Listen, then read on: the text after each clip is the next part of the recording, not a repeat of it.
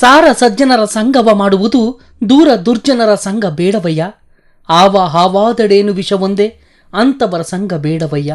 ಅಂತರಂಗ ಶುದ್ಧವಿಲ್ಲದವರ ಸಂಘ ಸಿಂಗಿ ಕಾಳಕೂಟ ವಿಷವೋ ಕೋಡಲ ಸಂಗಮದೇವ.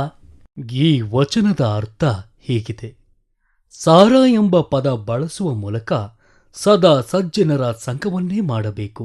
ಏಕೆಂದರೆ ಅವರ ಜೀವನವು ಮಾದರಿಯಾಗಿರುತ್ತದೆ, ಅನುಕರಣೀಯವಾಗಿರುತ್ತದೆ. ಕಷ್ಟ ಕಾಲದಲ್ಲಿ ಅವರು ಮಾರ್ಗದರ್ಶನ ಮಾಡುವವರಾಗಿರುತ್ತಾರೆ. ಜೊತೆಗೆ ಬಸವಣ್ಣನವರು ಒಂದು ಎಚ್ಚರಿಕೆಯನ್ನು ನೀಡುವರು: ದುರ್ಜನರ ಸಂಘದಿಂದ ದೂರವಿರಬೇಕು ಎಂದು. ಏಕೆಂದರೆ ಅವರು ಆದರ್ಶರಹಿತವಾದ ದುಶ್ಚಟ ದುರ್ಗುಣಗಳಿಂದ ಕೂಡಿದ ವ್ಯಕ್ತಿಗಳಾಗಿ ಅವರ ಒಡನಾಟ ಮಾಡುವವರನ್ನು ಅಪಾಯಕ್ಕೆ ದೂಡುವವರಾಗಿರುತ್ತಾರೆ. ಅವರ ಸಂಘ ಹಾವಿನೊಡನೆ ಸರಸವಾಡಿದಂತೆ. ಅದರಲ್ಲೂ ಅಂತರಂಗ ಶುದ್ಧಿ ಇಲ್ಲದ ಕಪಟ ದುರ್ಜನರ ಸಂಘವು ಎಷ್ಟೇ ಎಚ್ಚರಿಕೆಯಿಂದ ಇದ್ದರೂ ಕಾಳನಾಗರ ಹಾವಿನ ಭಯಂಕರ ವಿಷದಂತೆ ವ್ಯಕ್ತಿಯ ವಿನಾಶಕ್ಕೆ ಕಾರಣವಾಗುವುದು. ಇದು ಈ ವಚನದ ಅರ್ಥ.